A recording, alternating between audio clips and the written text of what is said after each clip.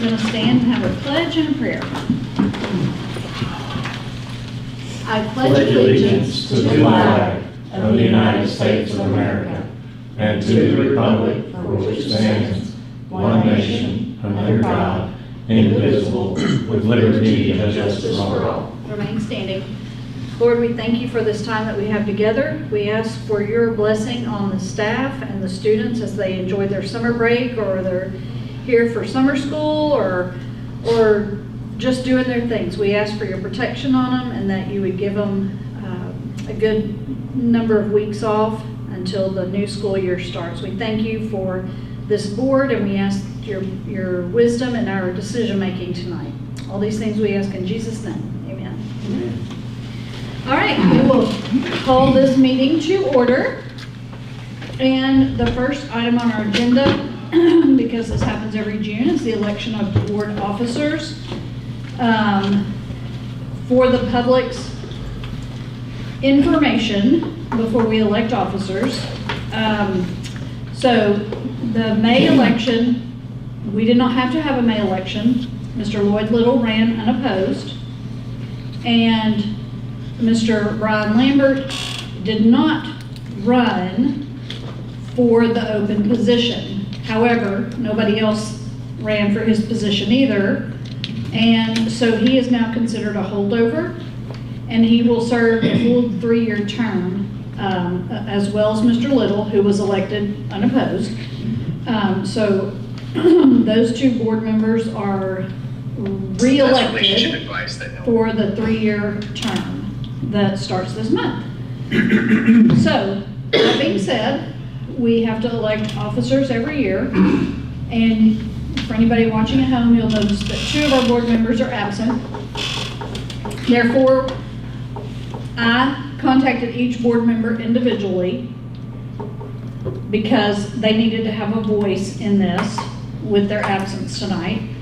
So we are not making this election without those 2. Input? Yes, they have had their input. I am going to... Sometimes when you don't show up on elections like this, you can be... Yeah, you may get the bad the bad position. There's no such thing. That's Never. right. That's right. Sure. So all of the board members have individually communicated that we are going to leave the officers as they are for this year. So, Brian, do you have the names written in there for that motion? Dispersing. Who's the disperse? Corey? No? Corey's vice, you're secretary and dispersing. I'm both. Okay. Yes. Yes. Lloyd is legislative and ASBA. And he's both of those. Yes. Yeah, okay. Yes, we haven't changed the dispersing officers, why you've forgotten about it, because that's just, you signed the paper Yeah. once, they put it at the bank, and Yeah, that was the end correct. of it. So, Yeah, I'm good then. okay, if you want to read that motion? Yeah, motion to elect Dana Greason as board president, motion to elect Corey George as board vice president, motion to elect Brian Lambert as board secretary, motion to elect Brian Lambert as dispersing officer, motion to elect Lloyd Little as legislative advocate, motion to elect Lloyd Little as ASBA delegate. Okay, and I will not read all those again for the benefit of the 3 of us.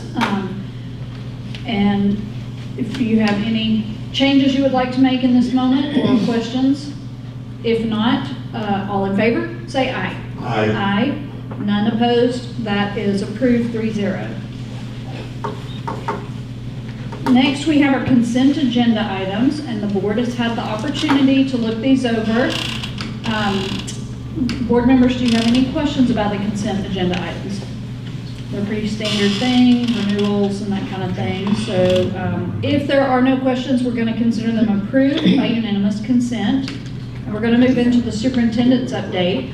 And the first thing on the report there is the elementary monthly report. And I know Ms. Curry is here.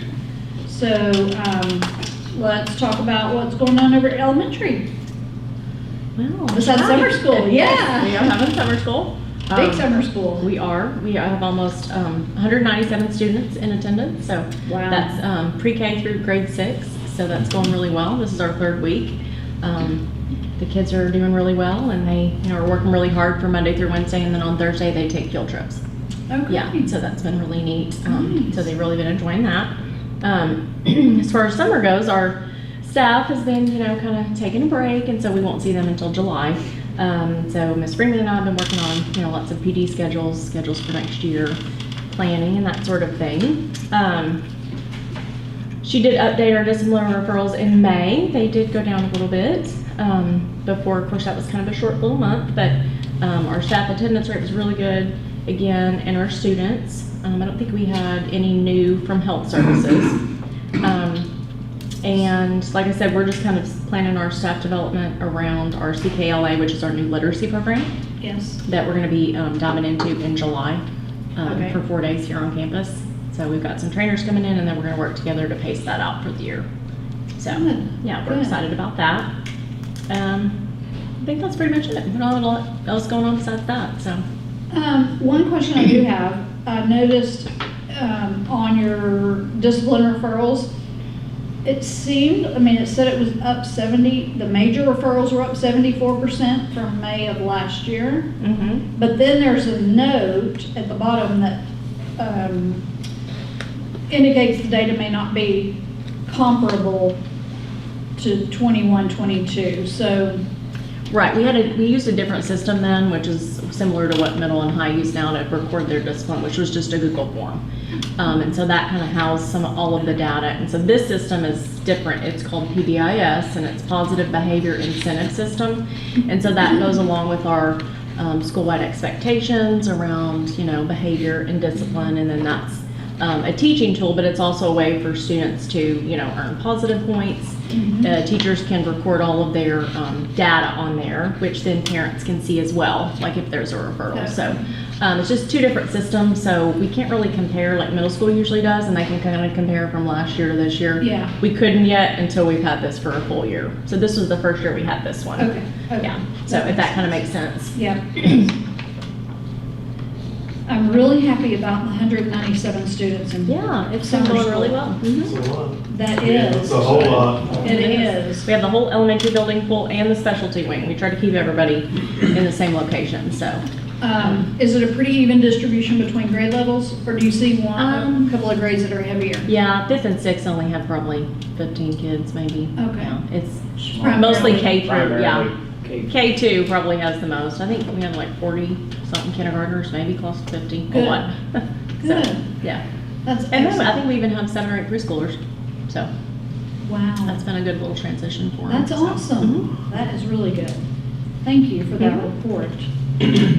I know Ms. Inman is not here, but She submitted her report, and I did want to mention on summer school, just to remember that that is one of the last pools of our ESSER money that Oh, we're yes. using to address Pay learning for loss, yes. which we're required to dedicate Mhm. dollars to learning loss, and so Yep. that's what we're doing with that. So, she's got her report, it's pretty straightforward. You see Mhm. there that her upcoming events, registration, fifth grade orientation, and then we have our schedule.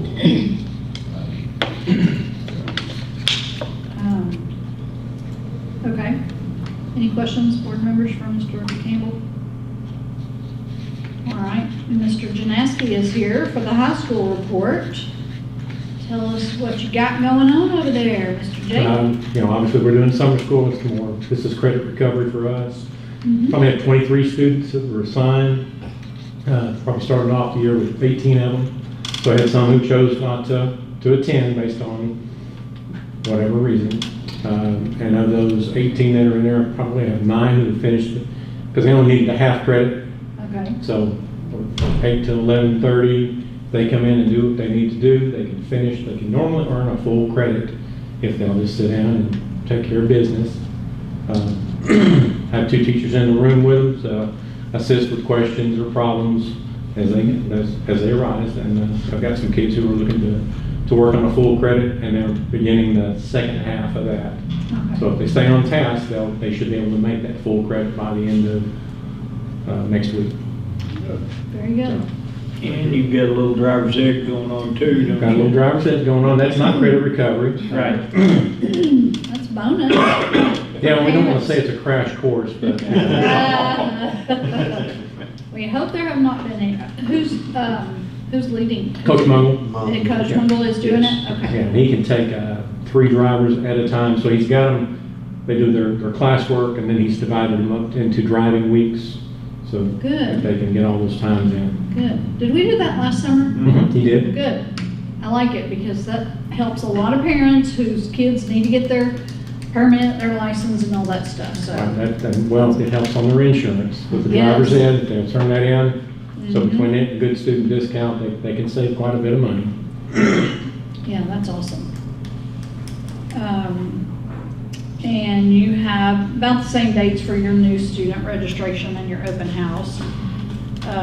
Well, your freshman orientation Correct. is, when's the first day of school? August 14th. 14th? Okay, On I couldn't Monday. remember. Couldn't Yes, remember. Monday. okay. That might be board meeting day. It is. Yes. Yeah, it is. Yes. Seems like that happens a lot. Both semesters this year. Mhm. First and Thank you, second. Mr. J, for that update. I know summer's kind of quiet, so not a whole lot going on, but thank Yeah, y'all. so there probably won't be these kind of reports really No, probably the next next 2 2 months. 2 months for the building level reports to be. When will we get ACT Aspire data? July? They claim Usually July July. 1st, but we'll see August. Yeah. Right. Anticipate August, definitely having access to it by the August meeting. Okay. We'll have something to talk about then. And So, then the ACT and AP results should be released July 5th. good, good. I think we'll see some improvements this year. I really feel good about that, so anxious to see it. Thank you, administrators, for those reports. Dr. Murphy, do you want to do Sure, a little just, financial update? right, when you're looking at kind of where we're at year to date, kind of sit down with Tanya today, we're looking at May with no revenue really from the month of June being included in these financials. So as you can kind of see each of the funds running, we're currently in all funds have a balance of $6.6 million at this point in time. The one thing I might draw your attention to here, in Fund 3, based on the beginning and based on where we were at roughly expenditure-wise going into the summer, in our design of the budget, it's roughly $1.2 million in Fund 3. We will be taking a large chunk of that money with the track and the field Yeah. complete makeover, if you will, a new turf install, new track install, Right. pulled everything off. So we'll be looking to end the fiscal year, I would tell you, with a very small amount of money in Fund 3, but yet probably a fund balance in the operating fund remaining just short of $3 million. If you look where we opened in this column on the left-hand side, that's your opening within the year. We were just right at 2.998, which is $3 million in terms of that beginning balance. So talk to Tanya a little bit about, we'll need to give some thought when we get into August as to when we finalize the books for this year. Do we want the operating fund to remain at the 20% threshold, which is almost $3 million? Or do we want to take a portion of that and transfer any surplus that we have to the 20%, plus a portion of this 2.9 could go back over to your building fund at the discretion of the board if you would like to have some more than $300,000 or $400,000 in the building fund. Really, what I would ask is we think about what would we want our targeted amount of money in the building fund to be, in relationship to the operating fund. Does that make sense? Yeah. Is there a plus or a minus to either? Once in the building fund, it's allocated towards building level expenditures. You can budget from the operating fund major capital improvements. I think it's very clean and allows for the board and Hayden, when we do major projects, I typically allocate that to Fund 3, and then you can kind of watch Fund 3. Right. If you don't transfer the funds over and you want to do a couple major projects, we still have the money to do them. You just can't see the balances Right. diminishing in the Right. same way because Right. it's then commingling your operating fund. So Yes. that's one thing I'd ask that you kind of think about is a targeted amount for the building fund, because we have the discretionary measure to transfer the allotment. We could transfer $1 million of that 2.9 back over into the building fund and run the operating fund at 1.9 if we chose to do so. I think that would be a little bit aggressive. I would want you to think more about having possibly 2.3 million in the operating fund and make sure we transfer an ample amount to continue the capital improvements, because we're going to be looking at the capital improvements list. There's some things that the board would like to have taken care of on the campus, and I want to make sure we have the appropriate funds to Right. complete those projects. Um, So nothing that we would have to make a decision on this evening. I just want you to be kind of mentally processing that, and if you can't visualize it, sit down and visit with me a little bit in that regard. It's really positioning the fund balance of Fund 2 and Fund 3. All of your other funds are, for the most part, well restricted to, we've got our ESSER fund sitting there in Fund 6, and food service, we can conduct some renovations related to food service, cafeteria, things of that nature. There is a solid balance there. What's Fund 4? Is that federal? The Fund 4 allocation is typically used, Fund 6 is for the, I can't remember what the definition of that appropriation is. Sometimes there's transfers. I just wonder why it's got a big, But Fund 6 is your federal. what's going on in 4 with the big negative?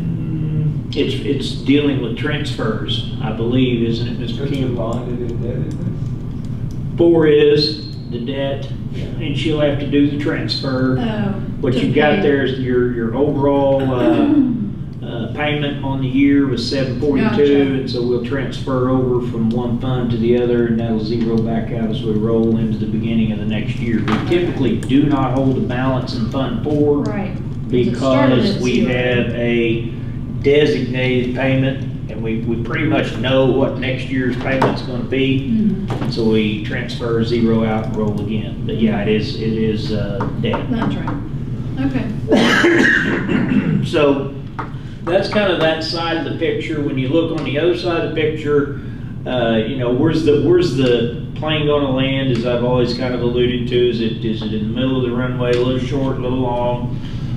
In the context of revenue, we did pick up, that's not allocated as part of this allotment, Saline County.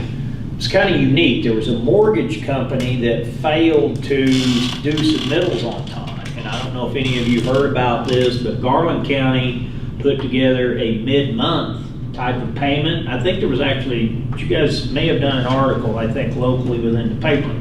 But Saline County did not do an additional check prior to the end of the month of May, and so we received just short of $1.7 million in June from Saline County and did not receive much from Garland. But none of that money is allocated into your overall revenue. So when you take the year-to-date collection and you add roughly 1.8 to it, it brings us within about 300,000 overall revenue. We still have some cleanup to do with transfers, but the revenue side of the picture is running pretty true.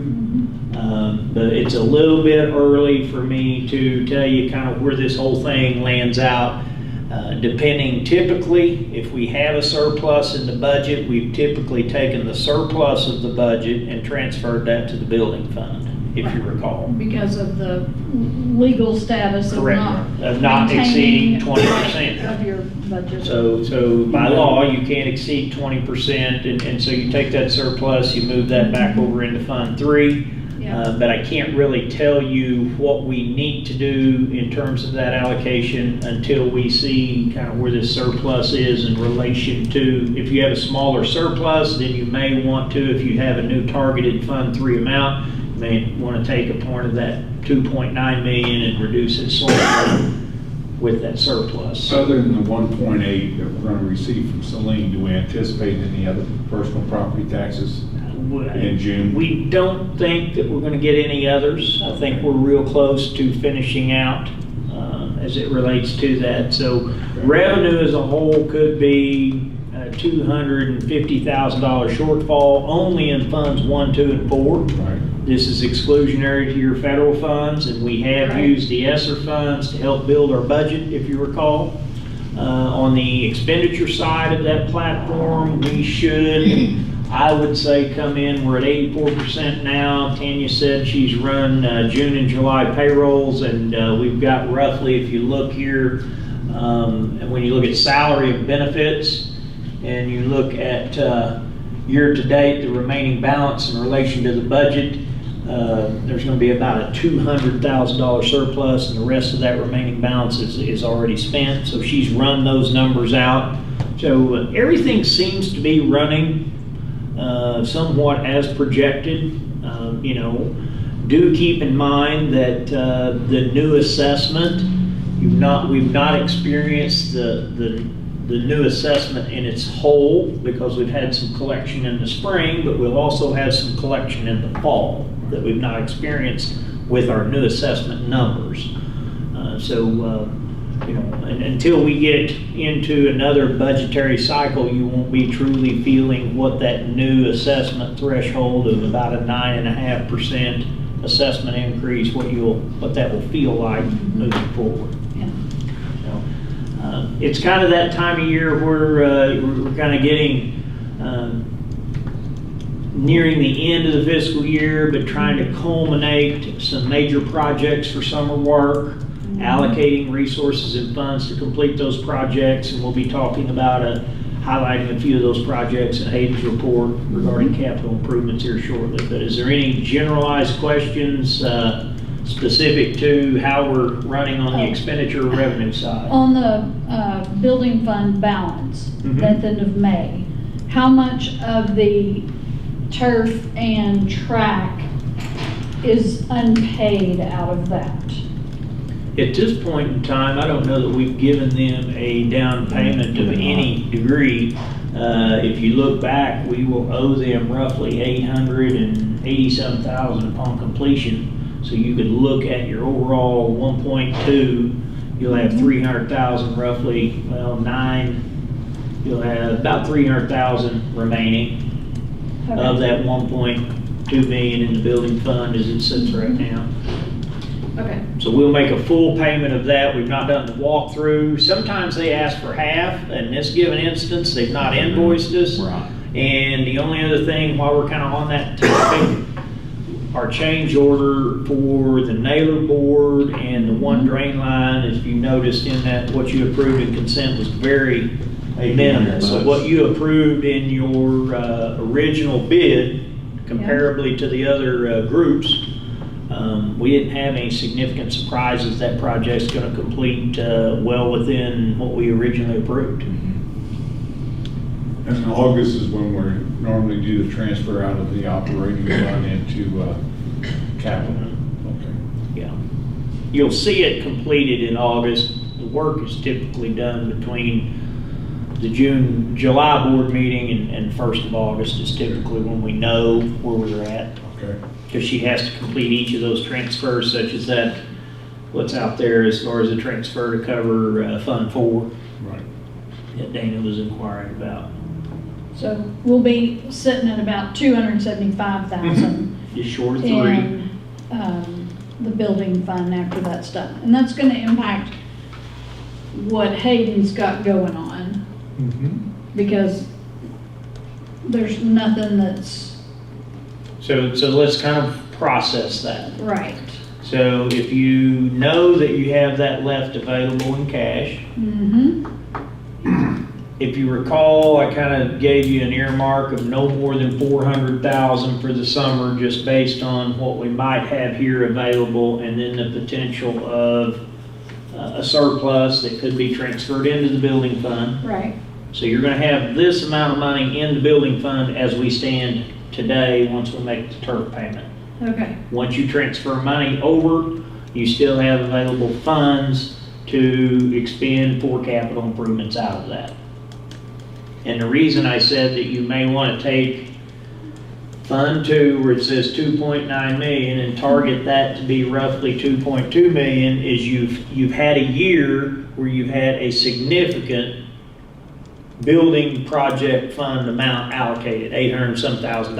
You typically don't spend that Right. much money in a given year. Right. And so you're gonna need to potentially reset, if you want that building fund to hold more than $500,000 in it, it's gonna require some of the surplus and a portion of the current operating balance Yeah. to make that whole. Because there's $300,000 worth of capital improvements in addition to the turf that we're trying to accomplish at this point in time over the next 6 months. Right. We've got a lighting project to discuss, just some different things that are kind of in the works, but not completed. Right. You got $160,000 worth of security upgrades in the middle school that we did authorize and we will complete, and that will come off the building fund. Right. So, So, okay. So we just need to keep that in mind as we start looking at these projects. that's Because correct. the last thing we want to do is spend it all and, not have a cushion. So, We won't know about the surplus till after June 30th. right. But you also know that you have $3 million in the operating. Right. Right. Well, we're not gonna worry about that till we get to August, Correct. once all the transfers have been made. Yes. Take Here care of again, the debt payments.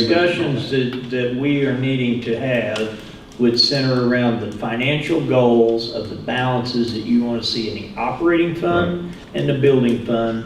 And that's, the board will guide the structure, and it could be as we sit down and talk about what you want that new cushion to be. Mm-hmm. And that's solely up to the discretion of the direction that you want in those two funds as you move forward. Right. And that'll be for a conversation, but I know that in operating, we want the equivalent of about 2 months of operating expense in there, which if you looked at our, overall budget, you could sort of quickly put a divisor to that and get, what we're comfortable with in the operating account. I would have no problem with your operating fund functioning at a $2 million threshold and not have any concern with making payroll. I would have, I originally ran that, your threshold of where you would want on a cash balance based on the time of the year that you get your money. You would not want to probably go below a $1.1 million operating balance. Anything below that gets you down to what I would consider to be an uncomfortable level based on unforeseen conditions. Right. And the only reason you would go there is if you were planning on keeping a minimum of $1 million in the building fund and not spend it. Right. It's just a matter of where you want to place those operating balances versus the building fund balances. And the one thing that you have to kind of pay attention to that we've designed and carved out, that some people that might look at our books online at the state, when the Safe Room A was completed on a zero finance project with the stimulus money, you've got a $1.2 million cash, it looks like it's cash balance, Right. but it will, But when it's it not. pays off, it pays off at zero. And so it has to be shown on our books, but it's not money you can ever allocate the expenditure on. So the only money you really have to work with is funds 2 and 3, not fund 3 Q scale. Right. That is solely an accounting measure to show a placeholder of a value of money that Yeah. was used to build out a facility. Yeah. And so, that, we just have to pay attention to what money we truly have access to. If there was an area that I feel like we have a surplus right now that we need to really look at. If there, you know, I think we could do some kitchen renovations, serving line renovations. We could do some things in our cafeteria area based on the level of surplus that we have been able to build up in Fund 8. Which is food That's service. food service Yeah. only, and it's very much restrictive to food service. Right, yeah, and we need to And make so some we, smart you know, we choices with bought, that. cafeteria tables out of that. We paid for Yes. some expenditures to relocate our outdoor eating area. So, I mean, we use those discretionary funds, but it seems like we're pretty, limited when it comes to, what is Qualifiers. qualifying expenditures under food service. Gotcha.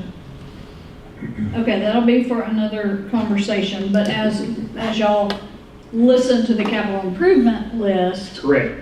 we need to keep this in the back of our mind because there's not going to be a lot of wiggle room there. And, you know, until we know what kind of surplus there is at the end of the Correct. fiscal year. And there's a couple of those projects, like the lighting I've talked to Hayden about. We could do a piece of that into the fall of the year if we did some perimeter lighting versus working out into the middle of that parking area. We could, there's some things that we could do to kind of make a couple of these areas work Okay. where we're not having, you know, we're sitting here mid-June, the reality of projects, labor market currently, materials and supplies. Any decisions we make tonight is not going to be probably completed prior to the opening of school anyway. Right?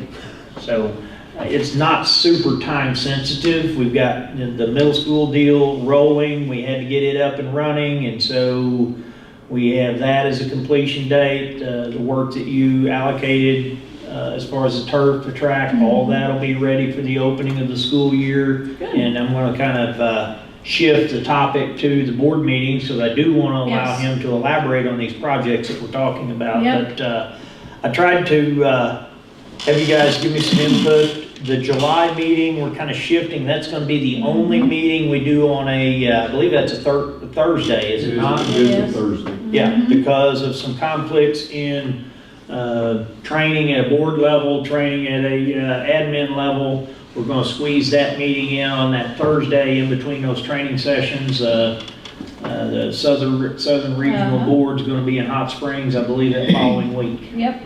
So, other than that meeting, all other meetings should be on a Monday. Until we get to April of next year. Yes. But, And I think she bolded that, and so, we'll update our calendars accordingly. No so big deal. I think everybody's had input on that, so that's our board meeting schedule for the upcoming year. All right. Well, let's move into capital projects. And Hayden? All right, so I'll start off with the middle school remodel. Everything's going to schedule. We got put behind maybe 3 days. They had to pull off for some emergencies with some other schools that had a lot of rain damage. So we lost it for 3 days, but we expect that project to complete early July. Wet in the glass right now, but everything's shaping up, looking really good. 4 is back order, but it'll still be in early July as well. So everything looks very nice, and that whole area really opened that whole interior lobby Yeah. up. Good.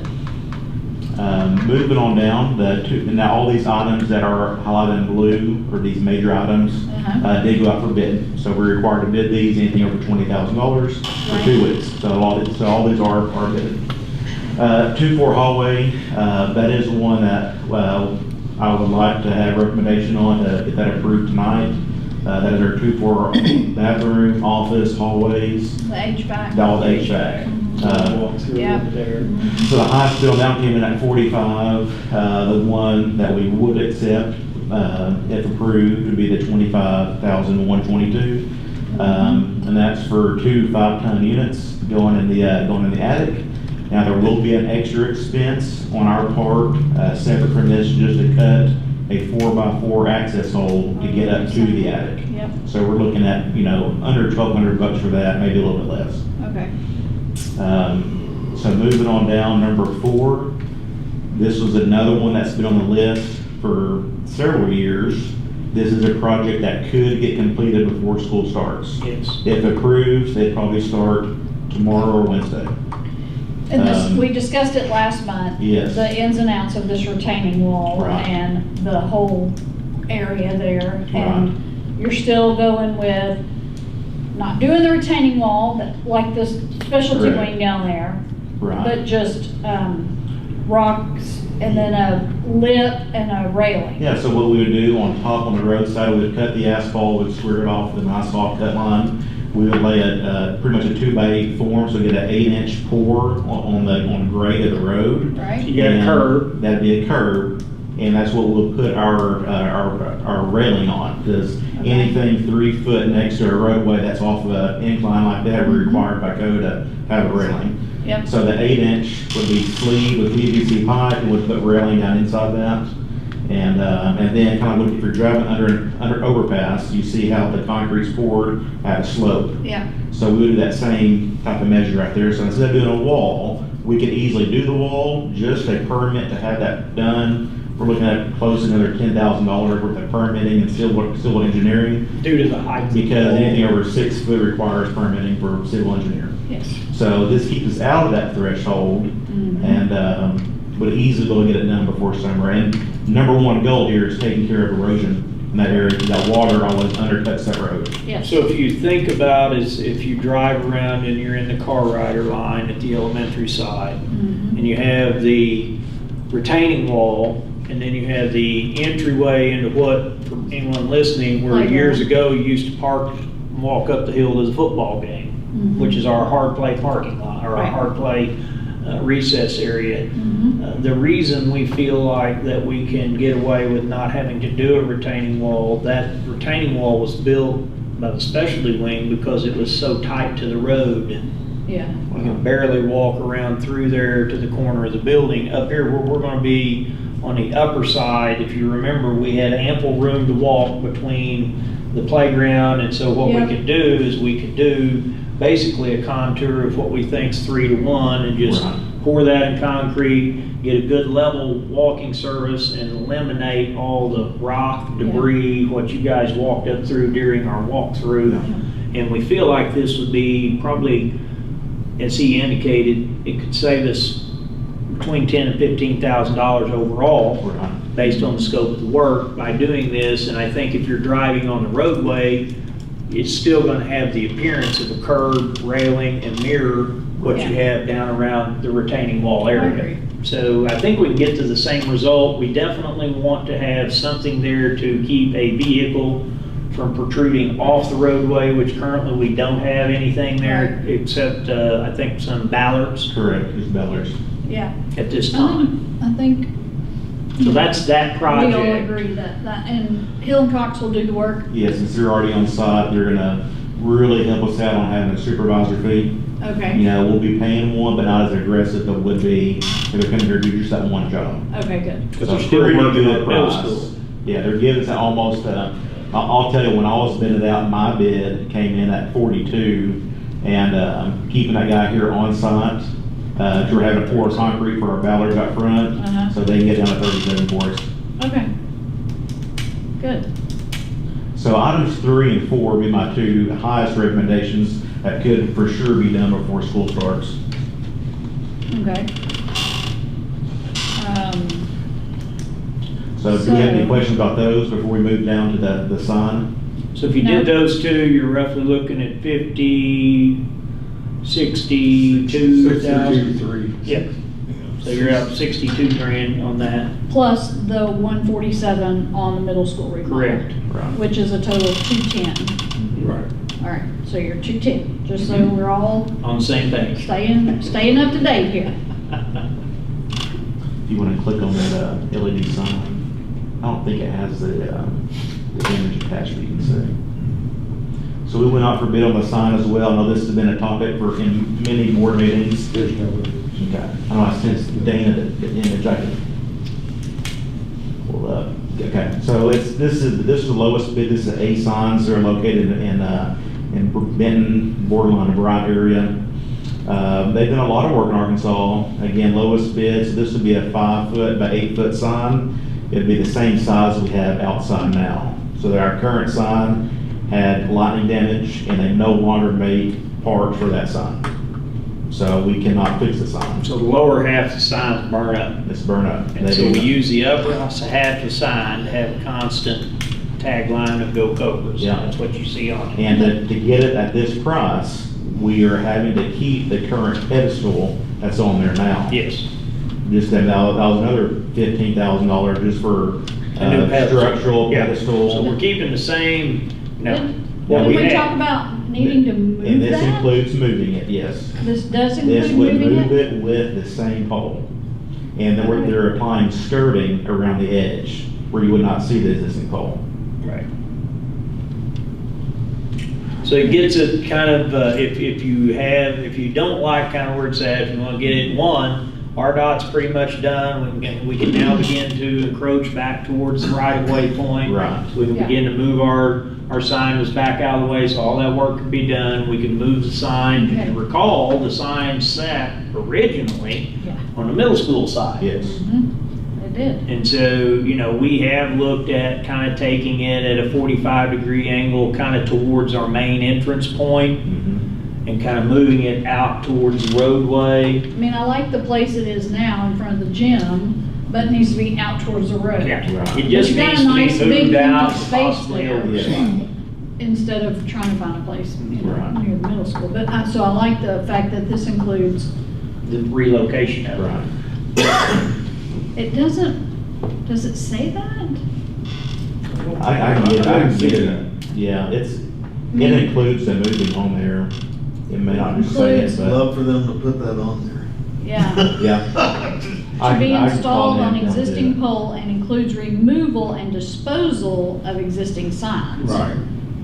But doesn't Sure. speak I can tell to, him, I can have it emailed Okay. to y'all tomorrow morning that includes that. because that was a bit of an Sure. expense. Well, It it is. was an expense, last time it was. We So moved have it it moved. for, I think, right at $3,000, I thought it was between right at 4 maybe. Yeah.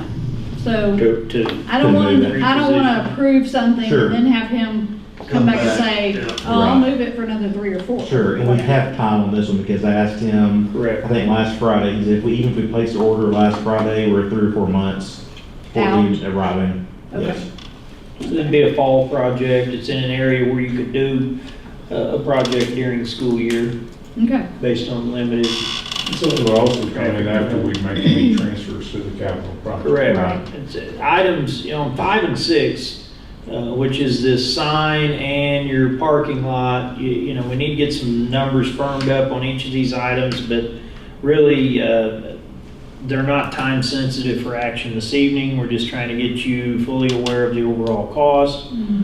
The next item, of course, is the student parking lot. We want to kind of talk a little bit of how you've been back and forth on and Sure. approach with that lot. I'll start first, I'll show them the design of the lot. We probably spent 2 weeks on just deciding on the layout of the lot. And it's a very nice area, but it's very hard to lay out a parking lot in that Right. area. So this is the most feasible. We came in at 138 parking spots, but there's enough room in there where Daniel and I, we can squeeze 140. So we comfortably say it'd be 140 parking spots. So that's the design. So we were with one entrance and one exit out there on the west side, right there. Yes.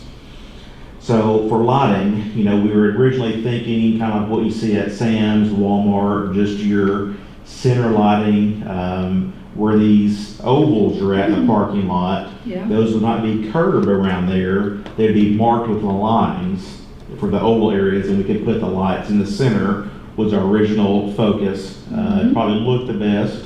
Right. We were originally thinking, and then we would have 5 in this lot. We'd have 6 in this lot, so you're 4 for your parking, 1 at your crosswalk that goes towards the Agri, and then 1 at your entry exit where Mr. Campbell was pointing out earlier. So there were 6 going in there, and then we were specking, I'm just telling you how we got to their original $92,000 number. Right. And that was also spec'ing for a lot at the main south entrance coming into the new property.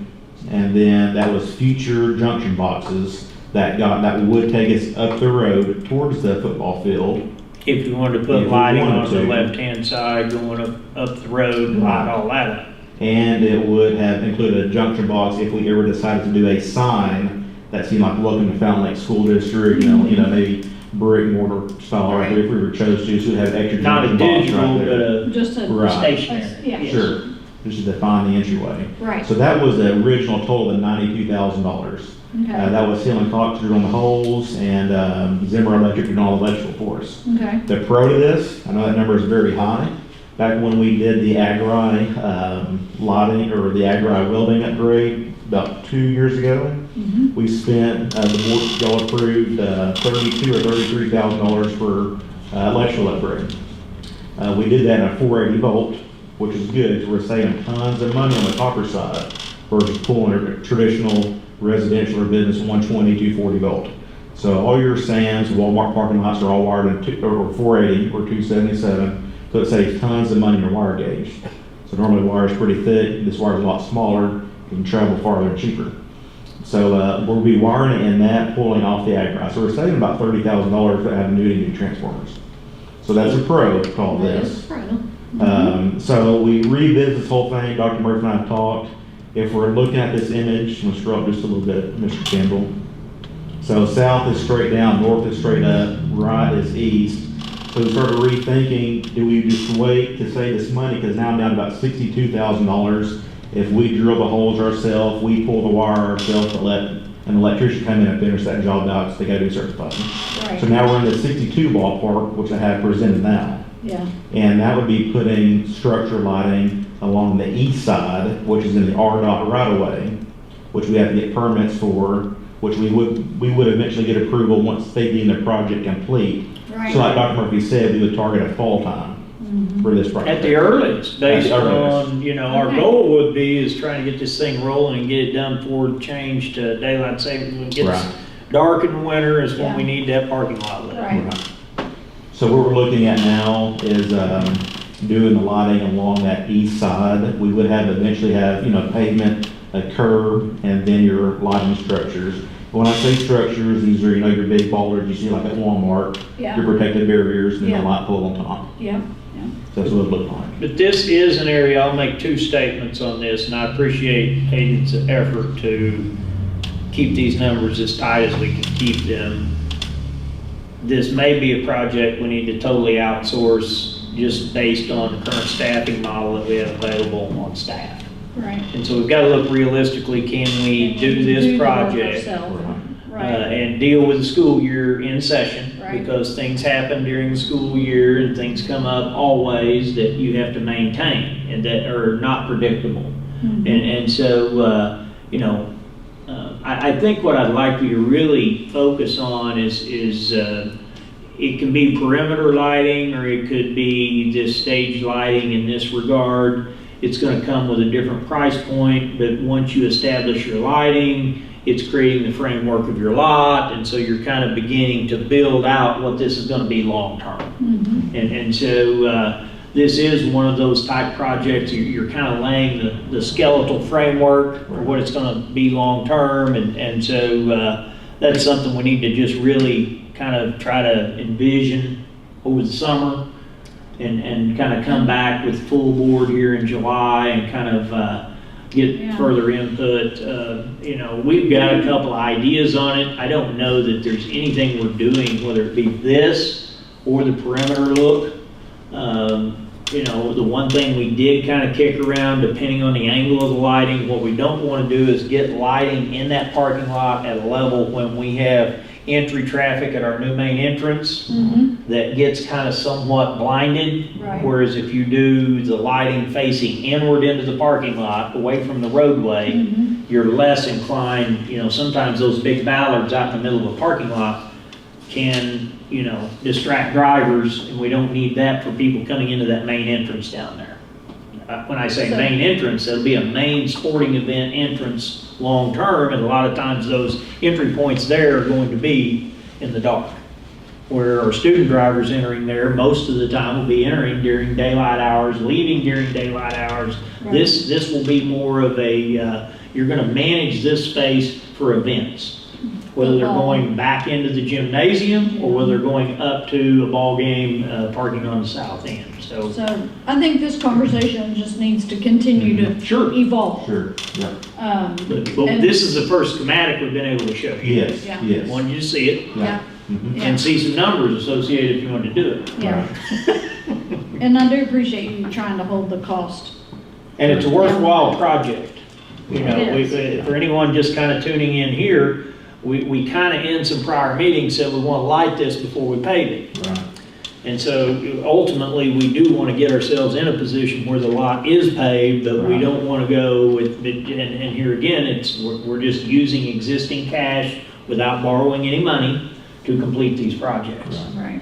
And there's probably 20 they're grand, phased. there's probably 20 grand just for, like Dr. Murphy said, just the infrastructure long-term, just getting everything prepped and ready to take it somewhere else. Right.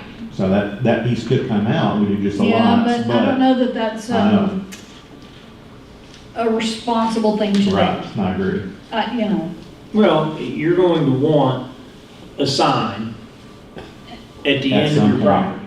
Yeah. And so you're gonna ask, do you want to light it with solar? We can do that. Or do you wanna pull wiring down there to where, you know, that's the end point?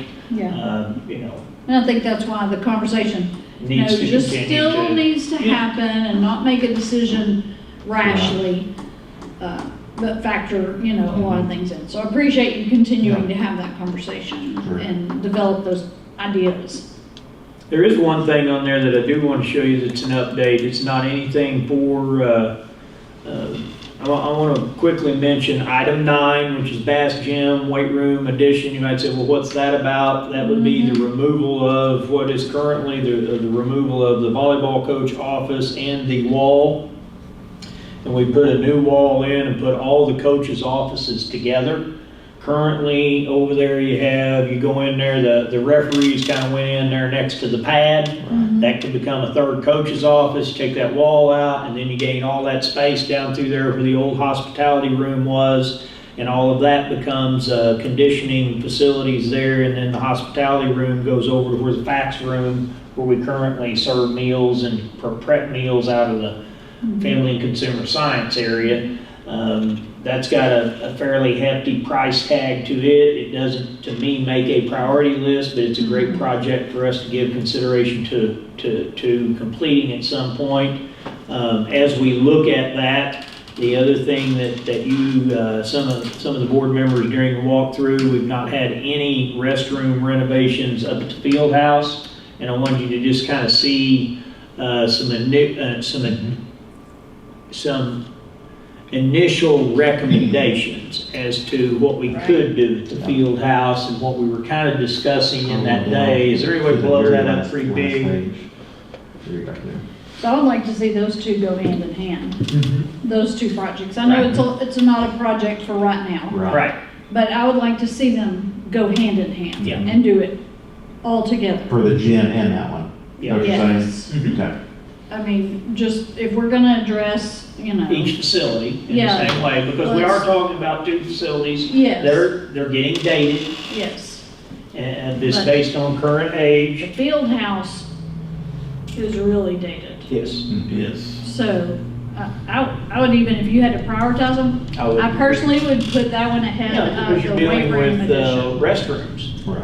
Right, and creating. dressing areas. Yes, and- dressing yeah. areas and restrooms, safe areas. Yeah. To change and provide some, the concept there is some individual shower stalls.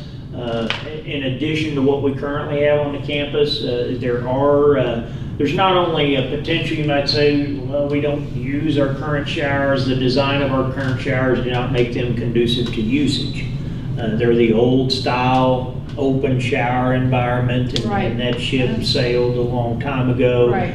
The one thing that I would tell you that if you kind of talk to our teachers, at different times, there's kids that can use these facilities during the school day for hygiene purposes, and having an individual shower stall with a restroom and a sink would create the confidentiality to allow all that to occur. Yep. And so that's what we've tried to design in this schematic, to accommodate and create some things that we currently don't have available to offer to our students. So it's more than just a place for, I think it can meet a lot of needs, more of a K-12 approach for all students. A lot of our kids, we talk about this turf and playing ball. I think about all the periods that kids go up those steps and get outside on that turf and have PE class. We use that space all day long. Multi-purpose, yes. It's a multi-purpose space. This is not just, yeah, we're gonna play ball games on it, but we're also gonna use it throughout the school day. Mhm. And so this could be an enhancement to all that, as I Yes. see an area there for some additional accommodation, especially on the shower side. We're pretty limited. Mr. Yes. Campbell can attest to the number of hot showers we have on campus with closed door. One, With closed door, one. K-12 on our entire campus. Right. And so, I know that's not part of this, tonight's discussion. No, but I think it's gotta be In about, passing, it's it got does to have be about be- the overall, what's Yes. some of our needs. Yes, absolutely. So, Good, and then, Hayden, is there anything else that we're overlooking as far as some things? Because, I mean, we can, there's always that component of facility discussions. Is there Yeah, anything I'll you just want run to through do to these, summarize? the ones Yeah. you're doing this summer. Yeah, I'll try to these bottom items real quick, let's scroll down just a little bit. So the fire alarm should be finished, if not this month, the first week of July. Now, for clarity, some of these Uh-huh. items that you're working on here are currently within the confines of existing operating capital improvements. Correct. They're Yes. not pulling off of the building fund. Right. Correct. So, Right, yes. some of this coming out. Not building three. So, correct. Yes. so you've got For earmarked Mm-hmm. monies, and so this is coming out of existing budget, Yeah. separate from the building fund. Yes. So high school fire alarm's going great, those guys have been here working. Like I said, they should finish first week of July, but a little bit earlier. School safety grant, we have ordered all of our window film, and that's the shatterproof, not bulletproof, but just where you can't take a baseball bat, throw a rock, things like that to get through that glass. So we targeted all of our office areas first, then kind of working from the office out. So office windows, doors going into the office, exterior doors, that's how we worked at first, and then targeted lower lane classroom windows. Yep. So all that has been ordered. Painting across campus, we picked up 3 students that are working for us this summer, and we're painting the whole 2-4 building. They started painting about a week ago, so that's coming along. Good. Osman is also painting the field house, outside the weight room, the field house, locker room, and that storage shed's all getting repainted. Okay. So they'll help complement the field and everything else that's up there, that really dated tan color. So that's really gonna bring it together. And you're coming back with, using the color for what we used on the elementary school, correct? Yeah, so if you're in front of the K1 office, Mhm. looking at that front brick, it's that same color. So it's gonna have a mid-tone of gray. Okay. And they started painting today. And that color you look at now is just a primer, so don't get too scared this year. But it will look pretty similar to that primer color. Drainage, you call it across campus. If you're driving up towards the football field now, you'll see a lot of dirt work that's been done. We're spending a little bit of money with Mike Seaton, who's been doing a lot of dirt work for us in the past. And really taking care of drainage in that area and one other spot that we'll be doing in-house. But just really, when you're driving down a highway and you're looking at your left ditch and right ditch, everything usually slopes away from the road. Correct. So we're trying to do that same task here. We get so much ground percolation that comes up after a rain that may percolate for 2 to 3 days afterwards. And just controlling that water and sending it down to an existing culvert is what we're doing. Good. So in the wintertime, that whole area always freezes, so it takes care of that as well. We'll be crack sealing later on in July when summer school is out. Still working on our LED lights across campus. I'm just saying that because this is the last year of our Arkansas energy rebates. Yes. So I'm trying to do as much Finish as we it out. can now. Yeah, because my quote originally was like $28,000 with our rebates, it took us down there to 92. So that's gonna be ongoing. The carpet and the auditorium, remember back in this past winter when that froze and busted, we had, 400 or 500 gallons in there. Yep. I wouldn't say it just ruined the carpet. We've been running, dehumidifiers in there. We've cleaned it twice. It still just has a smell to it, but we lost a lot of glue underneath. We could go back and re-glue it and leave what's there, but I put a budget in to just redo the lobby and the carpet as well. Okay. So that lobby has a really dated tile in there, the burgundy look, light green from the early 90s. Right. So it's gonna dress up both areas. What will look kind of weird is we may target this as a Christmas project, but you'll still have your burgundy colors on your walls. And, you know, long-term, maybe we'll Get come that back and painted, paint that, yeah. make it, dress and make it look nice. Good. So that has been ordered. SSC's waxing, they're moving along pretty quick. We did already spend some money and paid for this out of this fiscal year. The press box was leaking, moldy, bad roof, so we did new roof, new decking, and pulled out one wall that had a little bit of mold on it, replaced it, cleaned it, and repainted it. So it looked pretty nice. Yeah, you guys did a nice job on that. We've done some tree trimming. Did some tree trimming around the football stadium by the press box. And if you're standing on the field, on the home side, looking towards the visitors, we took all that tree structure that would overhang about 30 foot off, over the bleachers and over Look up the. there, look at that. Yeah, That all looks a that lot cut better. off. Looks a lot better up there. Yeah. So, and everything else is pretty small past that, but a lot going on. I think I told Dr. this morning that we had about a total of 52 projects between all departments going on this summer. Wow. So, Good it's all job. going Hayden. on. I know, and you're doing it with a short staff too. We are. Yeah, we're about too short. Yeah, so that's good work. We did, just so you're aware, you did outsource grounds, you got that guy up and going. I Yes. don't know if you mentioned that to him, just based We on the did not make staffing mention model. that. So we did pick up a grounds guy. Okay. Through SSC? Allegiance Lawn Care. Well, we did the SSC part just for the field. Okay. Up top. No, right now, Oh, As but far as y'all our picked up mowing on somebody. campus. Yes, they John can Bryant do- used to do a lot of Yeah. that. Yes, yeah, we got a really good deal going on there. We're already starting to see a lot of improvements. You know, the summertime's always the hardest area, 'cause, you know, we don't have irrigation in a lot of areas. Right. So long-term, he's already come in at a great price point. So long-term, you know, get irrigation everywhere where we can. Yeah. But we have really good goals coming. So Good. I'm excited about that one. And who is then we've this? shifted, Allegiance Lawn Care. Allegiance Lawn Care.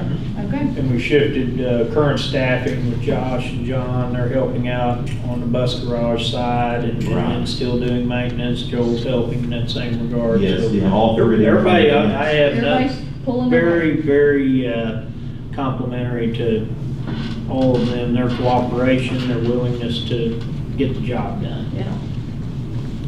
Okay, Appreciate your work. good report, Hayden. And Mr. Campbell, what do you have?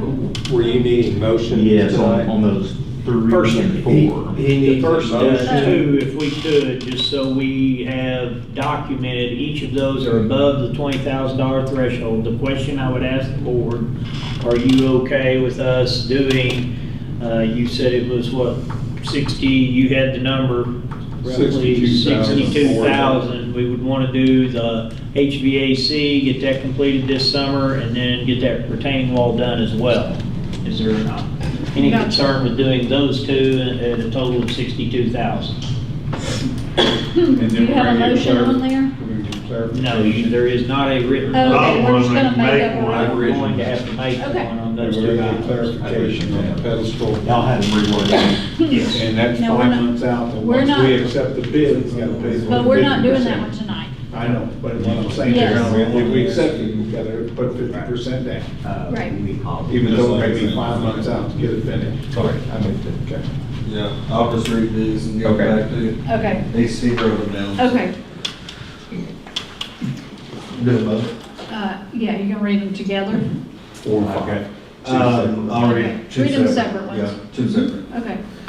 Motion to approve bid of $25,122.86 for 2 through 4 hallway bathroom office HVAC from ASO. Okay. Any other questions for Hayden on that one?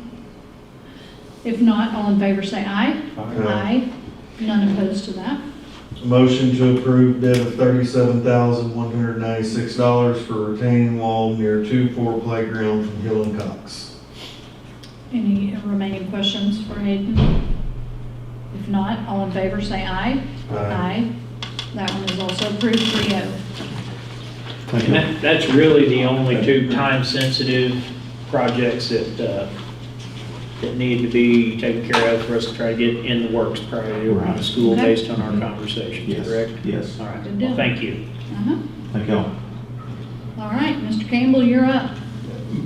My month has been primarily focused on policy, which we're Yeah, about to about enter to. into, and personnel, which we will do after that. Uh-huh. So, Can So you, you'll wait for very- their late, before you go there, can you kind of give them a generalized conversation around the conversations of desegregation? And we've had a couple of meetings on the that. federal, yes. No, well, the local lawsuit that the Right, Garland County on the Schools are, you know, federal- we are looking Deseg. to potentially seek unitary status. Dr. Murphy's asked me to be the point of contact for the Mhm. district on that, because this could go on for a long who time. knows how long, much longer.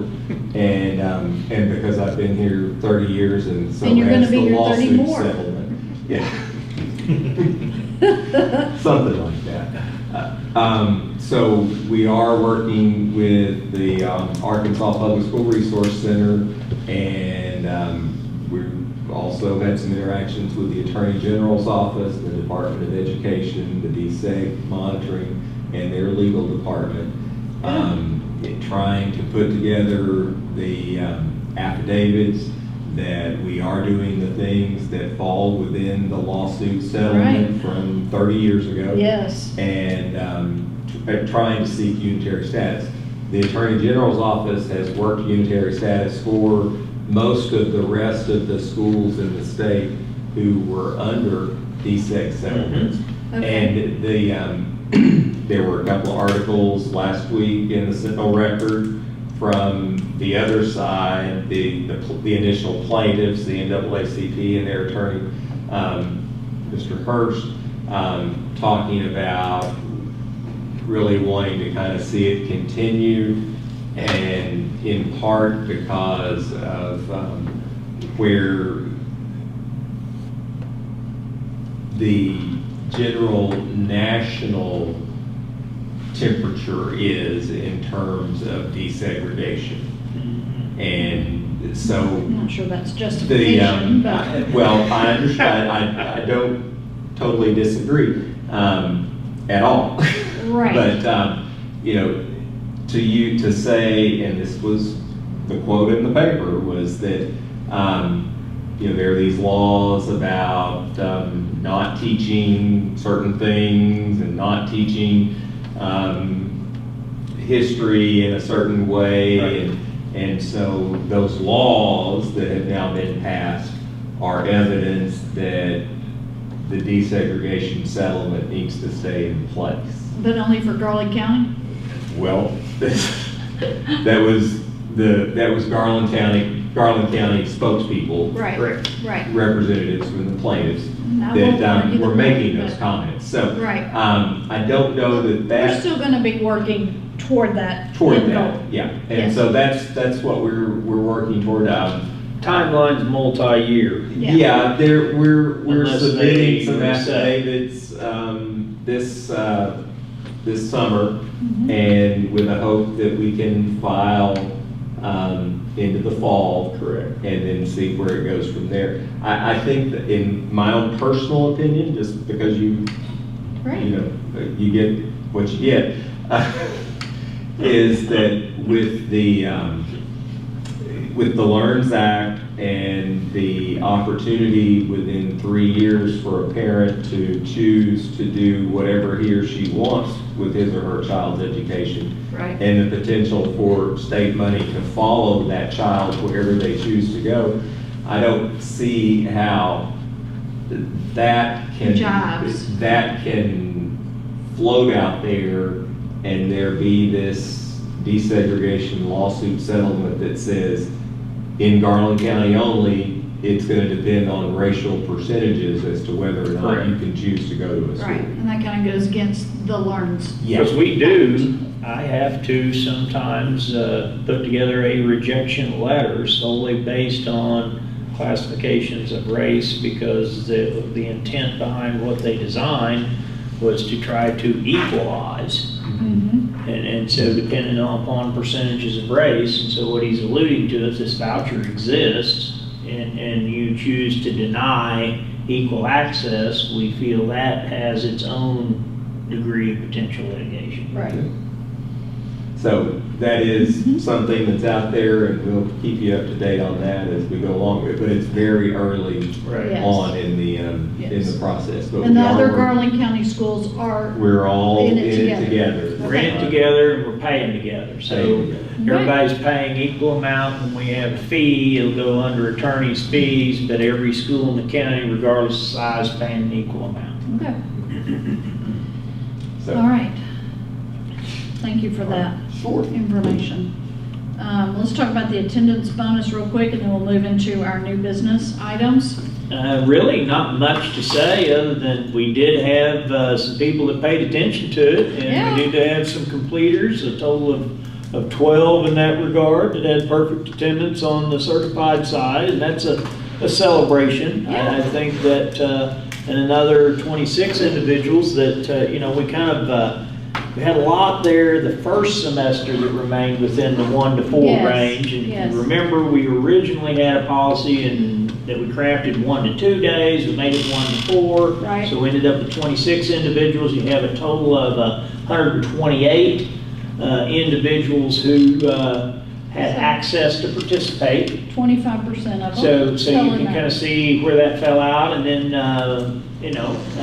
kind of surprising to me, of the 56 employees, almost half Yeah, of the classified staff obtained a perfect attendance threshold. That's And awesome. so I had some conversations with some different individuals that were, they were focused on it Yeah. and knew they had other opportunities to take a day off, but they wanted to obtain the perfect attendance. Yeah. And I think I love it. proportionally, they're getting the same allotment. uh-huh. And so, based on the compensation model, might have been even more incentivized on maybe for some of our parents. So we had a total of 21 individuals. Good, I And like it. then 13 of those that were in that 1 to 4 day range. So that's a total of what, 34 of the 56 That's a that good, received some form of incentive. And perfect attendance was at 1,500, and 1 to 4 days was at 600. So the perfect is great, but the 1 to 4 is. It really helps That's things. a It helps big everyone. help. that if you helps have a a big number. ton. Yeah. That's hard to accomplish for a lot of Yeah. reasons. Yes, Different but reasons. I- Parents or children. Yeah. Right, that's what I'm saying, that's impressive. It is impressive. To be And I able to- would think, I'm gonna guess our administrators noticed. Yes, it was very evident. It made Yeah, your that they jobs were, easier. you know, diligent and trying to think about it before. Yeah, Being before on. just calling in. So the intention is to continue with the Yeah. same framework going into next year. By my calculation, that cost us just under $73,000. And I think that was probably a very worthy investment, because you would have been paying subs for Right. them not being Oh, yeah. here. And this way, children enjoyed the continuity of having their teacher there with them. So I think it was a great success. So that's really all we have as far as updates. Any public comment? No. So, we do, and on this first one, I thought the salary schedules were already approved. They are approved, but Tanya So- told me by law, because of what eSchool forced us to do to create contracts, we wanted to present to you what we had to put into eSchool. So every different classification of employee that we put on the website Mhm. requires a unified, so all of this is kind of built up.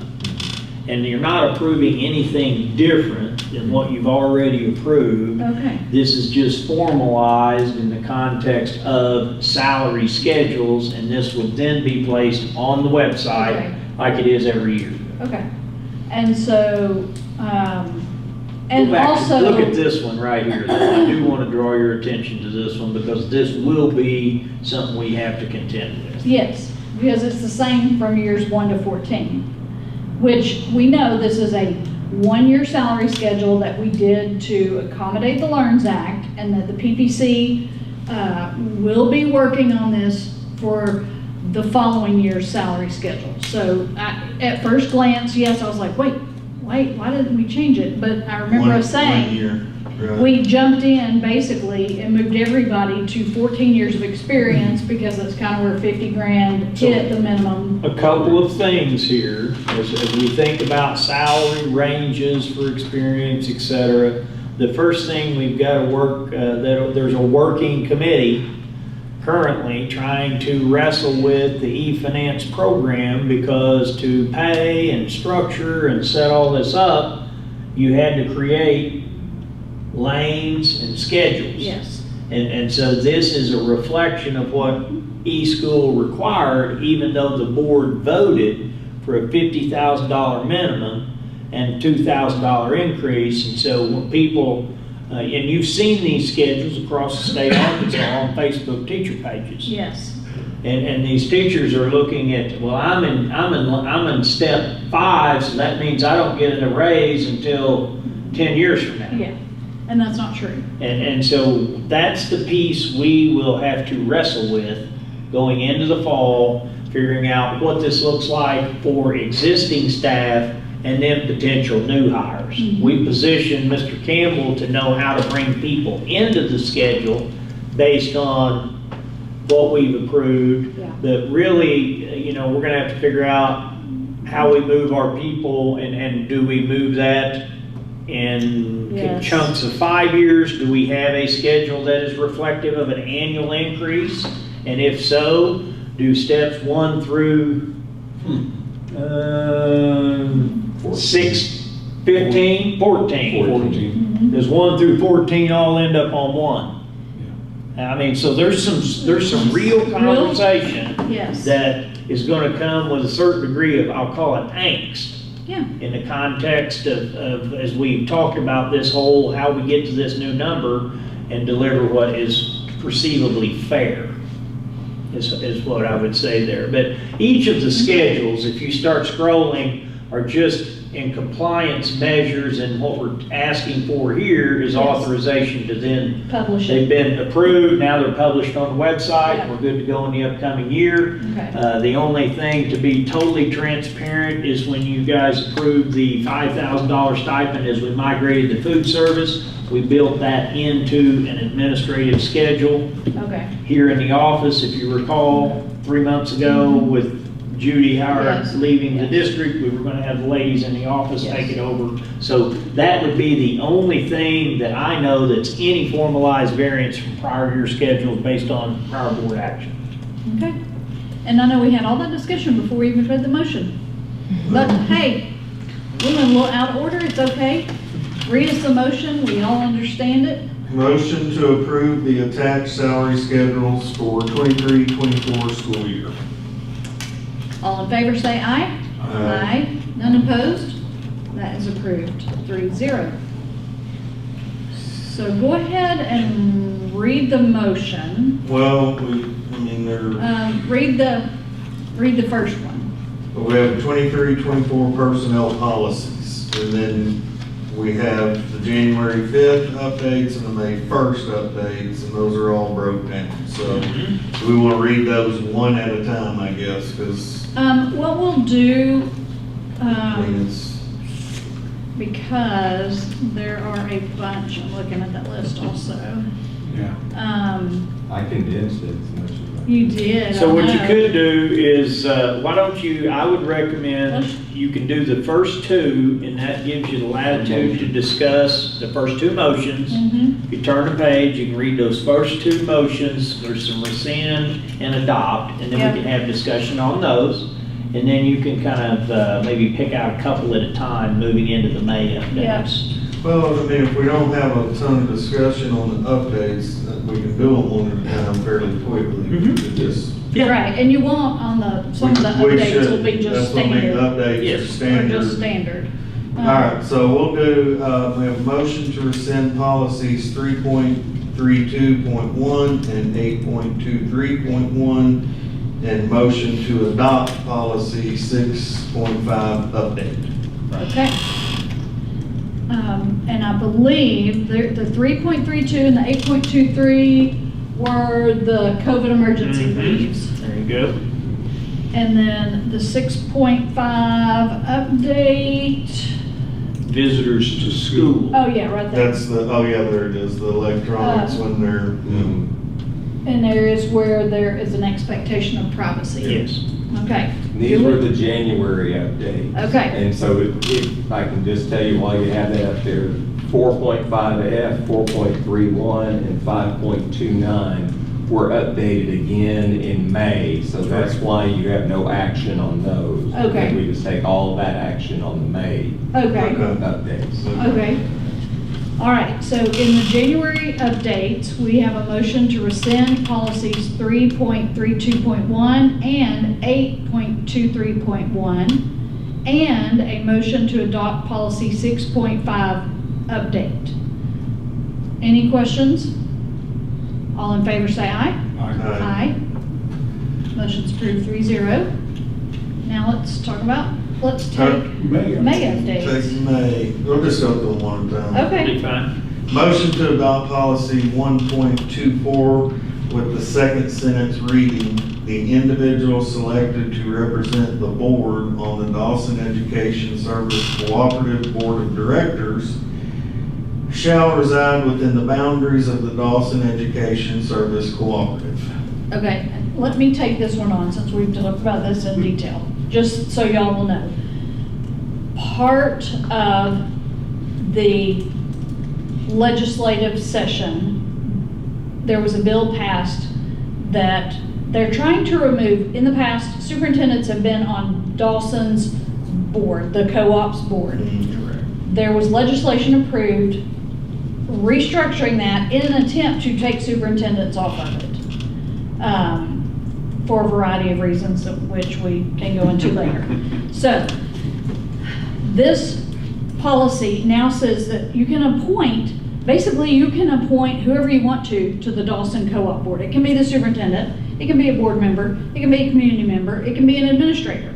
You can appoint, the board has to appoint somebody to serve on the Dawson Co-op Board. And there were two options. One of the options was that the representative had to reside within the school district boundaries. The other one was that the representative had to live within the Dawson Co-op boundaries, which extended it beyond just the Fountain Lake district. So the language that we're choosing, it gave you the option of either or, is that we're saying the individual selected to represent the board shall reside within the boundaries of the co-op area. We're not restricting it to the Fountain Lake area. The reason being, if you wanted an administrator, let's say, to fulfill that role, they may or may not live in the school district. Correct. It could be somebody very familiar with the school, but they happen to live in town. Yeah. So we're choosing the option of the bigger area, all right? And we'll address later on down here who's going to be that person. But that explains the language of this motion. So the motion is to adopt the policy 1.24 with the second sentence reading, the individual selected to represent the board on the Dawson Co-op Board of Directors shall reside within the boundaries of the Dawson Education Service Cooperative. All in favor, say aye. Aye. Aye. None opposed. Motion to rescind policy 3.001 FLSD and adopt policy 3.0 with teacher personnel policy committee members serving 3-year terms. So, first of all, we've been trying to, over the course of time, eliminate special Fountain Lake School District policies. Yep. Because a lot of times then that will run us into trouble with the law. State law. So we've been trying to rescind those as we come across them and there's new language. The new ASBA policy, and this came out in the legislation, the legislative session, PPC members will serve 3-year terms. It was 5 years. How long was it? It was not set. Not Oh, it's not designated. set. They And could it's serve not, forever. it's not set in the law. We're recommending 3 just so it lines up basically. The board with the term. board terms. Okay. This is a new policy. It is a new policy. And we had a PPC policy, that's the FLSD 3.001. Mm-hmm. So this replaces our policy. And in this, did you open that policy so that we could see the language in it? Let's see. So, this is a new policy. So, like in that first, the membership of the licensed PPC is 5 members who are classroom teachers as follows. So they really, the legislature really, I'm not sure all the logic behind it, but they went into some detail about who can serve on the personnel policy committee in the school. So we are, And have to be elected. yes, and they have to be elected by their constituents Yes. in the building. So we'll have to go through all of that process. Right, Get them it's elected, it's not just designated. it's not just a, who wants to be on PPC? Right. You know, first come, first serve. It's a much more structured thing, and that meetings have to be audio recorded, and, you know, Yeah. so there's just a lot more structure to them than there used to be. Hopefully it does two things, provides clarity to the purpose of the committee, and it also would allow board access or community access To hear to the the discussions of the discussions. committee. Yeah, which for the board Versus, could be beneficial. did you hear, you could actually You could listen. listen in, you know, listen to audio recording. So, what we are doing, we are adopting, because there is a, you fill in the blank, right, on this one? Yes, there is. So a 3-year, the length, under the length of term right there, there's a blank. So we are setting it at 3 years. It will be a rotating, just like the board is, and people will rotate on and off, but not all at the same time. So, So initially, we'll elect two 3s, 2 2s. Right. 1 1. So we'll kind of see who wants into what roles in the same way to get a Start. structure set up, mhm. where it's a continuation of potential rotation, where you don't fall everyone off for the same year. Yeah. Any other questions on that? So the motion is to rescind policy 3.001 FLSD, excuse me, and adopt policy 3.0 with teacher personnel policy committee members serving 3-year terms. All in favor, say aye. Aye. None opposed? That is approved 3-0. Motion to adopt policy 3.1, replacing 4th paragraph with the following. Teachers who are anticipating a relevant degree change or sufficient college hours to warrant a salary change in the school year must notify the building level principal and personnel office prior to obtaining the degree. Notification in writing must be given in August for anticipated December completion or in January for May or summer completion. Okay, so again, this came out of more legislation. Let me find it. I'm really thinking of your memory, because we've had these discussions, but it's been a little while. Yeah, but I was listening. Yes. So that is, let me get down here. If you're, this is about placement for payroll purposes. Yes. In terms of advanced degree obligations and earnings, and so.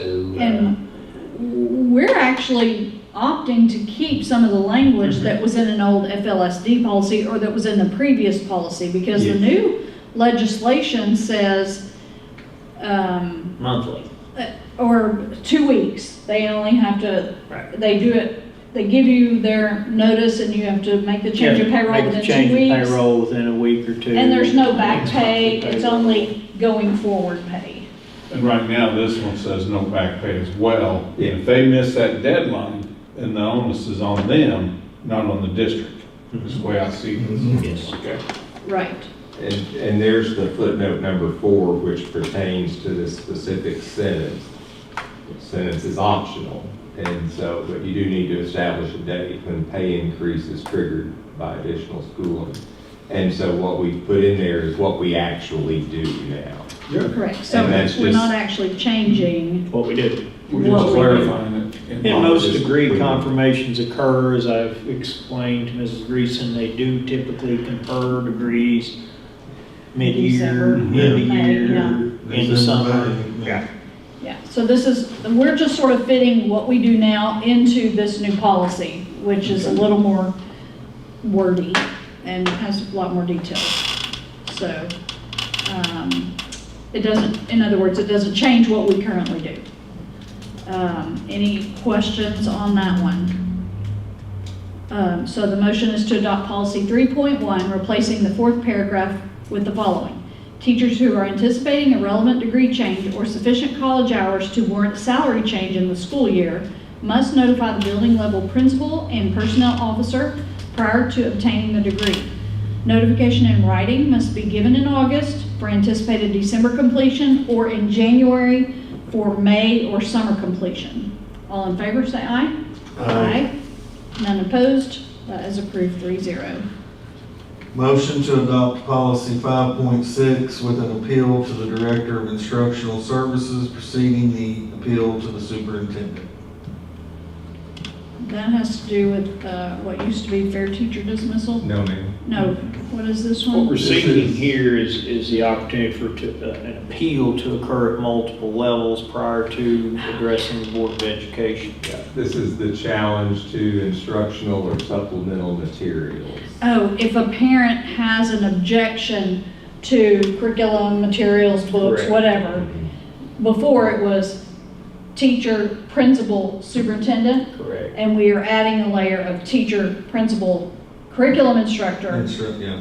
and then the superintendent, and then the board Correct. as a final straw. So Just we're felt adding like one that. extra layer in there for We needed things to that get resolved. conversation to potentially get resolved between the principal and the Director of Instructional Services if it's a challenge material related to instruction prior to coming to the superintendent.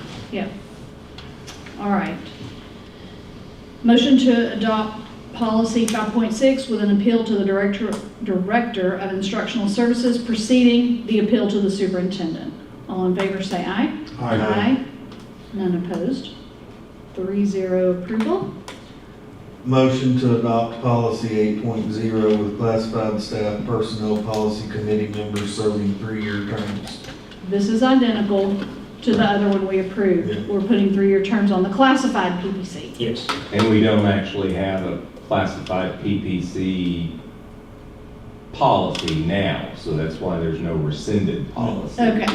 This is a new policy in addition to, and so it's kind of that discussion I had with you. It's gonna, I'll have to formulate a way for individuals who want to serve outside the boundary of the school day and the role of this. Yes. And so we have a lot of employees that they may, we got some guys working maintenance, drive a bus. So we got people driving a bus before school, driving a bus after school, and it made it very difficult for us to even be able to formulate a committee and find a time to meet. So I think the structure within this requires us to meet outside the regular school day, outside the time of compensation for any relevant discussion. So this will be probably a little more challenging to pull together. But yet it's the direction that we have to do or go based on what state law recommends to ASBA. correct. All right, so the motion is to adopt policy 8.0 with classified staff personnel policy committee members serving 3-year terms. All in favor say aye. Aye. That is approved 3-0.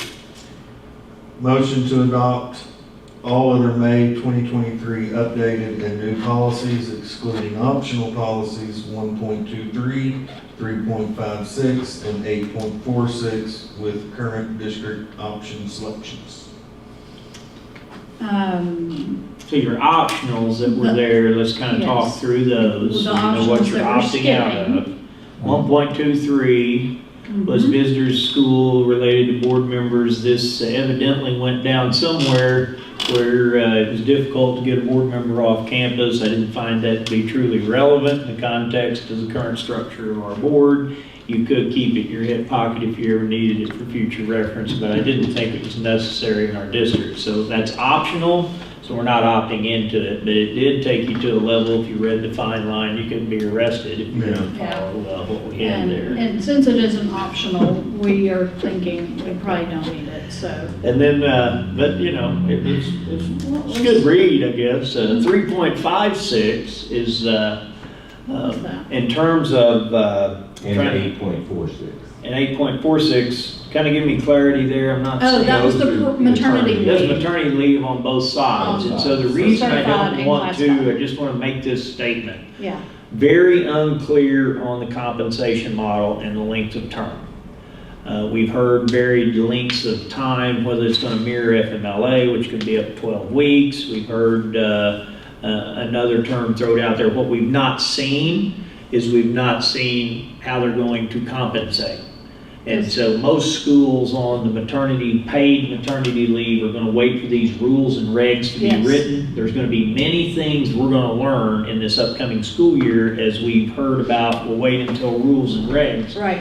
That we've got the framework of a law, now we're going to have these rules and regulations that's going to pass through and be approved by the state board, and then they're going to be instituted. And so we'll be learning and probably putting a lot of things into motion in the upcoming year, or potentially taking a pass based on the design and structure. So this is a Correct. compensation policy that we're unaware the level of compensation that's going to be available. So we're gonna opt to, Wait wait on it and not approve it into our policy until we know more. until I can explain to you what our cost is going to be locally and what the state is going to provide. Mhm. And I cannot do that as As we're we here sit here tonight, tonight. and so therefore we're not going to make a recommendation to do it. Okay, so we have a motion to adopt all of their May 2023 updated and new policies, excluding optional policies 1.23, 3.56, and 8.46, with current district option selections. All in favor, say aye. Aye. None opposed, that's approved 3-0. Motion to adopt all other existing policies for the 23-24 school year. There's nothing to discuss there.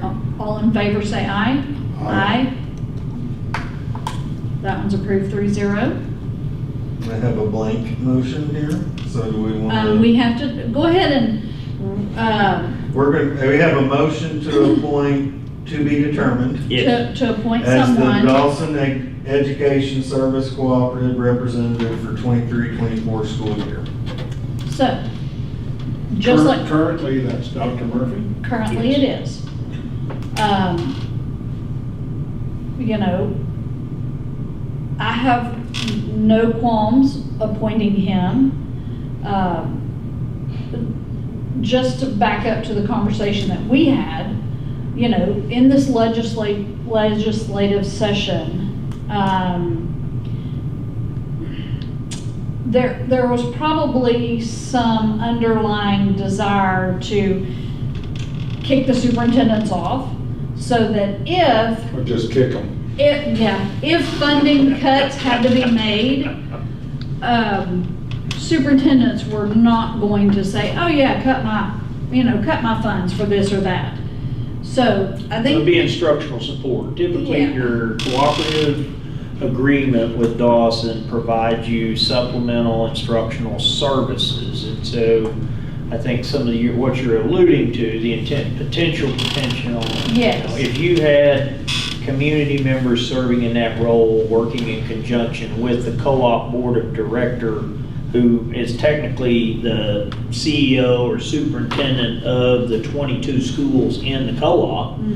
If you had lay people, not superintendents, they may be more inclined to potentially scrutinize, see excess use of funds, that potentially we could eliminate this program or eliminate that program. The inherent concern of that is I'm still charged, and this board's still charged with providing educational services, in many instances, PD, other related supplemental services that we contract through the Dawson Cooperative, and so you have to be very careful. It's now at the discretion of the board to appoint whoever they deem either necessary or qualified, and it could be either or. right, If you choose necessary, it could be any choice and pick, or potentially qualified, you might want to keep it at a administrative level at the district office. The thing that I will tell you is we approve expenditures down there that impact our local budget. And so whoever you put into this role is going to work as a liaison to me in conjunction with a vote, and they might very well pick up the phone and call prior to casting a vote in a co-op meeting. They serve as a part of what's called the board of directors. We typically have to have a quorum of superintendents there. So you have to have enough people there to conduct business. That's to pay payroll. That's to hire people who work for the co-op. Right. It's very similar to the reflection of the role of the board here. Yes. And then Darren Beckwith, who used to serve this district, serves as the Dawson Cooperative Director. Executive director. He's yeah. the executive director, and so he works with and is evaluated by the superintendents of the board of directors. Yeah. We do an annual evaluation of the services of the co-op. So So, I'm more than willing to take on that role. In our discussion, we felt like it needed to be an open discussion before not only the board, but anyone listening, have it documented that it is at the discretion of the board and not at solely my discretion to take on that role. right, you, With this new law. Right. It's going to require the board to do, correct me, Mr. Campbell, but I'm thinking it's every 2 Every years, year. or is it Every year. annually? There was some discussion at our meeting last week that it was going to be a so it's annually, correct? Yes, that's. According to that policy. Yeah, so Yeah. the board would, in June, June every year. appoint somebody appoint to someone the into Dawson this board. role, and then we start that process of service. I think the first meeting back, I think, is typically a September meeting.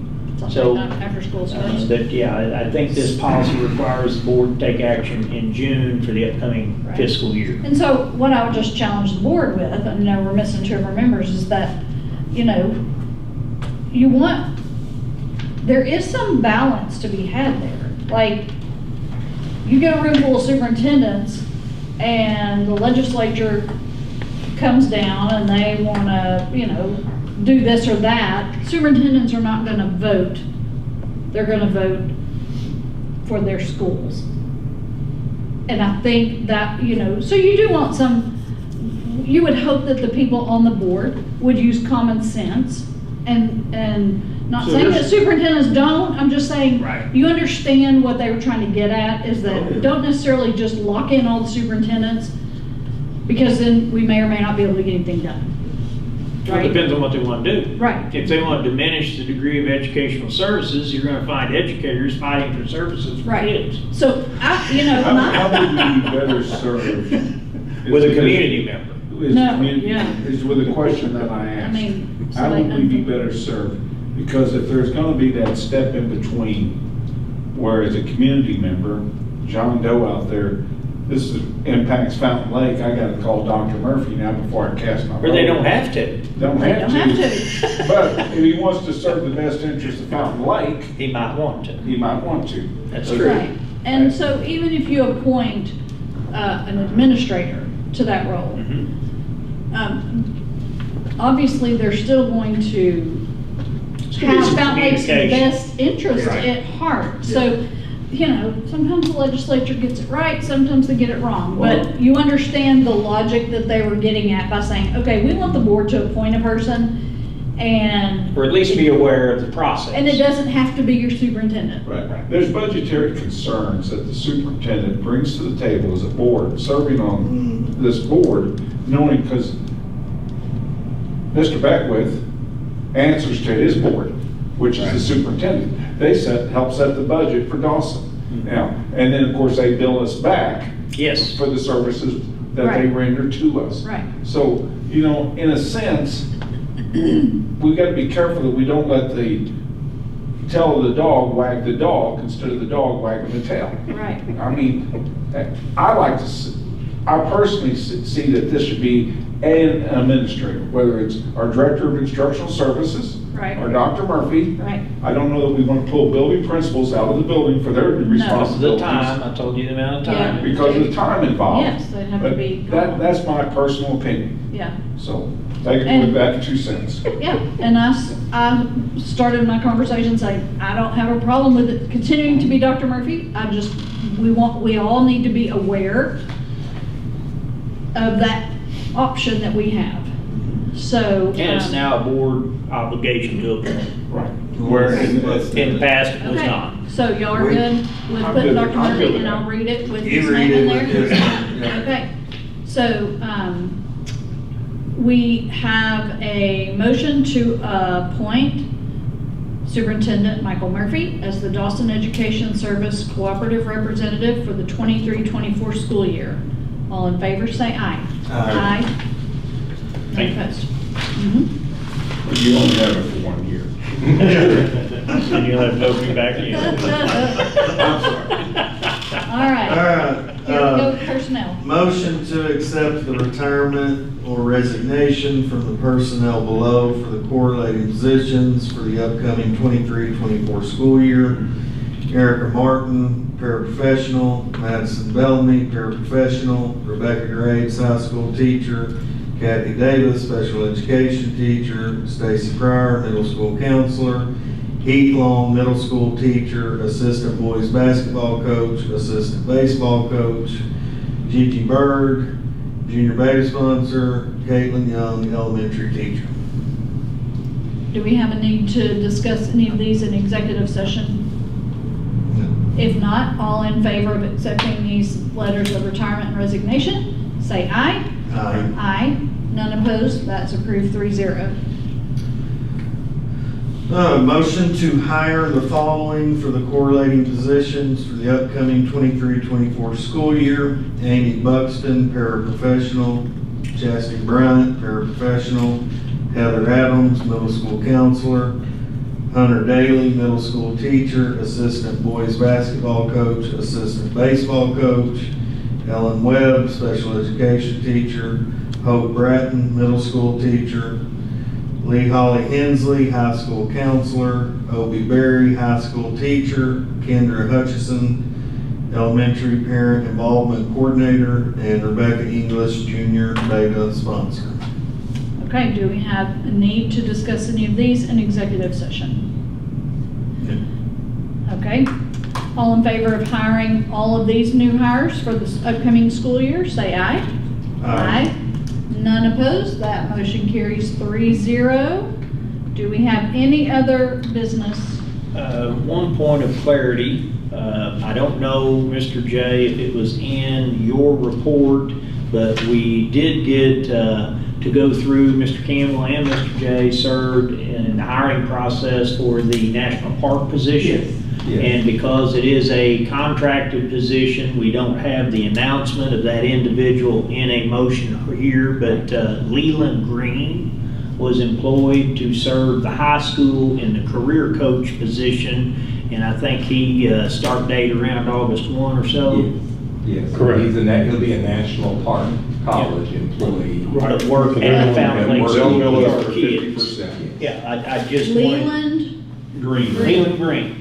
Okay, Yeah. well, good, I'm glad we've got that. Yeah, we've got somebody ironed on out. board, Yeah. hired, he's excited, so. Good, Got that's some kids awesome. in the school system, and he's looking forward to going to work. Good. Anything wanted- else that's from it. board members?